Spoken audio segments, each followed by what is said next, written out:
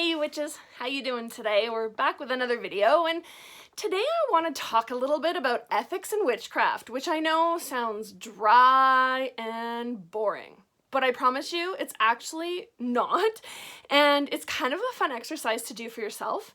I had to sit down for school way back at the beginning of my first year and define my witchcraft ethics, which I practice with, I'm an ethical person, I'm a moral person, but to sit down and actually define the process of my ethics was a bit of a challenge to actually put it on paper and define where my ethics lay. So we're going to talk a little bit about that today, and we're going to talk, just about ethics in general in witchcraft, and I hope you guys enjoyed, and it brings up some good thinking points for you as it did for me. But before we get into it, for those of you who are new around here, my name is Taya. Welcome to the channel where we talk about all things witchcraft. And for those of you who are returning viewers, maybe coming in from another video, welcome back. I appreciate the support. And all of you, please consider subscribing. It's a really great way to help us build the channel. So ethics. Often what comes to mind is two sort of tenets. The first one is, "And it harm none, do what thou will," the Wiccan Rede. And the other one is the rule of three, right? Whatever you send out returns to you threefold. Now, just to preface this discussion, I think those are very, those are from the Wiccan faith, and that's a very simplified review. And I think many Wiccans, especially of the traditionalist paths, don't necessarily follow the generally accepted interpretations, what we all think when we hear, "And it harm none, do what thou will." But generally speaking, excuse me, when it comes to the Neo-Wiccan movement, when it comes to the general witchcraft community, the people who maybe aren't part of a specific tradition but practice witchcraft, often, self-taught, and very often they call themselves eclectic, and in that general witchcraft community, it's very heavily Wiccan influenced, and very often you see those tenets, "And it harm none, do what thou will," and "what you send out returns to you threefold." In those communities, sometimes it almost seems to be written in stone. These are unshakable ethical tenets of witchcraft. And that's not necessarily true. In, a lot of cases, that's just people don't necessarily follow those rules. Especially traditional witches. Most traditional witches, all the ones that I know, do not follow those tenets whatsoever. I personally do not. But does that mean that we don't have ethics? Absolutely not. In fact, most of us traditional witches have very finely honed ethics, and going forward, I can only speak for myself. I'm going to talk about my process and how I break it down. This does not hold true for necessarily anybody else, but I just want to give you guys an example of what finely honed ethics can look like. Okay, so first of all, "And it harm none, do what thou will." I'll take the "do what thou will." I think we all have free will to do whatever we want with our witchcraft practice, but the idea of "and it harm none," I don't necessarily agree with that, because I think that there is no such thing as harm none. I think that anytime we are performing witchcraft, there are going to be consequences out in the real world. Even if it's something positive, like, hey, my daughter applied for a job and I really, really want her to get this job, and I'm going to do some, magical work, I'm going to do some spell workings, and I'm going to get her that job. Well, there could have been a really deserving person who has 3 babies at home that they're trying to feed, and they're just scraping by, who really needed this job, who's not going to get it now because my teenager's going to get it. Again, did I harm none doing that? Or even when you look at health stuff, right? Maybe I'm doing a spell work, healing work for maybe a friend with cancer. Now, cancer's bad stuff, right? But we're killing the cancer is our goal. And well, I think as a species, we can kind of say, yeah, we've decided that cancer is bad. You are harming the cancer. So if your deep down tenet is harm none, you're placing the life of that patient over the life of a virus or whatever it may be, right? So again, you're making choices. You're making ethical choices there.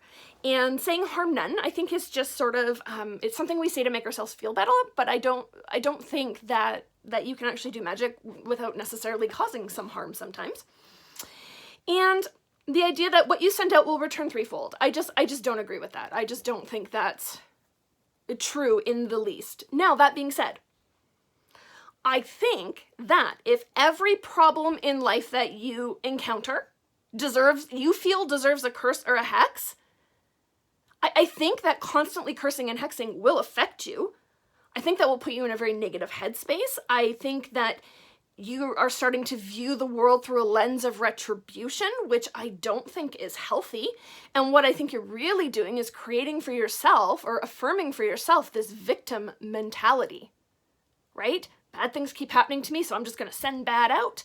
And at the end of the day, witches are not victims to life's circumstances, right? Witches are not victims, right? We are in control and command of our own destiny, of our own powers.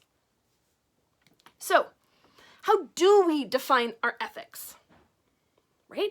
Well, look at somebody's mundane life. Every single one of us has a code of ethics in our mundane life, whether we acknowledge it or not, to which we perform. Now, right, some people in life are those victims, and you know what? I pity them. They're misguided, and if they are in the witchcraft community, they are not taking full advantage of the opportunities witchcraft presents to grow out of that victim mentality. But at the end of the day, I think for any person you can look at in the world, everybody has a set of ethics that they live their life to. Sometimes it's coded by a religious system. Sometimes it's just coded by society, right? Societal pressures from the family that we come from, right? What we were taught growing up. We all have a set of ethics. So for me here, I'm going to give you the process that I run through when I feel called to hex. Okay? Because I'm not saying that, oh, I'm so perfect, I'm never called to hex. I never feel that. Absolutely I do. And I'll give you some examples. But, so, all right, so the first step is I'm feeling called to hex. I'm like, you know what? Something has happened, and I feel that I need to address this, like, with a hex or a curse. So, the first thing I make myself do is sit down and explore the situation and all the players, all the people involved, because this always comes down to people. Almost always comes down to people and somebody who's done something that I don't like. So the first thing I do is I sit down, or I guess the second thing is I sit down and I look at all the people's backgrounds, their viewpoints, and contributing factors. I want to know, where are they coming from? How were they raised? What kind of a life have they been living? You know, what does their life look like? Are they in extreme poverty? Were they abused? Are they suffering abuse now? Where are they coming from? Why are they behaving in the way that they are? And step number 3, after I know all sort of as much as I can about all the different players, is to see if compassion maybe has softened my viewpoint a little bit. So I had that come up recently where I had somebody that I was angry. I was angry. And I'm like, that's it. I'm going to hex a bitch. And once I looked through all the things I could find about this person's life, and this was somebody I didn't really know, but I looked them up on all the social medias and I learned as much as I could. I realized that they've not had an easy life and that, you know what, they're a product of their circumstances and their environment. And I did some protection work for myself, but I thought, you know what, I don't know that hexing is called for to me, that hexing isn't called for in this situation. And then the next step, if compassion does not soften my viewpoint, is to try mundane means, right? Which is also something I did in that other situation. I tried some mundane means and it actually worked. So typically that sees me through most of my circumstances, but sometimes I am still like, no, I need to hex a bitch. So step number 5 is I try to determine the desired outcome for my working. typically it boils down to two things. It's either punishment, I want this person punished, or I want this person to move on. I want to get rid of this person. Sometimes a combination of both. So when it's punishment, so say maybe I find out that my good friend and her husband's been beating her all these years and she's like really terrified and it's just come to my attention and I'm like, I need to hex that guy. And I've decided to go through with this. What I do in situations like that is I focus on the process of justice, in that I recognize that I am not the judge, jury, and executioner. So, rather than hexing like, this guy's gonna go to jail, this guy's gonna have somebody come and beat him up, this is gonna, whatever it is, I focus on the process of justice. So, this person will be prosecuted to the fullest extent of the law. This person will be caught. This person will be prosecuted to the fullest extent of the law. I like to work with those sort of strands of fortune to get what's coming to them, what they are justly due. And it is not maybe my position, I don't think, to decide what they are justly due. That's the job of a judge and a jury. That's the job of the legal system, right? And sometimes it's not that dire and it's just, we want somebody to move on, right? Like a troll or a nasty coworker. Oftentimes, what I will look into is doing a positive working to get that person to move on. So in the, say you have that nasty coworker. I mean, maybe put a little bit of hot foot powder on their seat at work to, make it uncomfortable for them to be there. But then do a road opener for them, right? That person has dreams and hopes of their own. So do a road opener for them.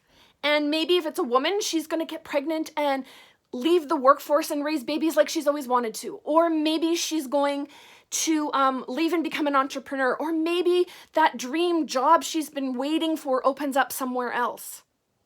And she moves on and out of your life. Right? So rather than hexing her and maintaining your relationship around this negative person, maybe you want them to move on and get out of your life. So you can see how there's it's like a twist on a traditional hex or a curse, right? And finally, and this was sort of one of the last statements I made in my ethical statement, my ethical essay, was I still reserve the right to hex a bitch, right? I can't say that there aren't things that are going to happen at some point in my life where I am like, you know what? I am going to be the judge, jury, and executioner, and here is your punishment. Boom, it is coming to you. But I acknowledge that that's reserved for exceptional circumstances.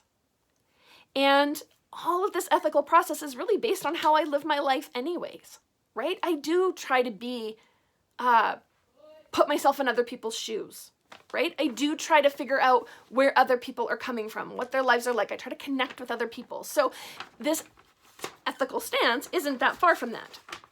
So anyways, all of this is just to say that just because someone doesn't follow and it harm none and the rule of three doesn't mean that we don't have ethics. In fact, it doesn't mean we don't have those finely tuned ethics.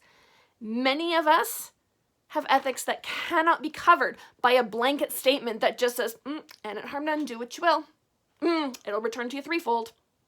It's much more nuanced than that. So, I'm curious, do you follow the rule of three? Do you follow and it harm none, do what thou will? I'm curious, and I'm not saying that's bad. I'm just saying those are very large, sort of unnuanced statements that leave a lot of room for interpretation. I'd love to know your interpretation of it. And how do you sort of define your ethics and define what you will and won't do in your witchcraft practice? I would love to know. So leave us a comment below, and otherwise, that's our video for today, my little spiel on ethics and witchcraft. And I hope you'll join us for the next one. We'll catch you then. Thanks, guys.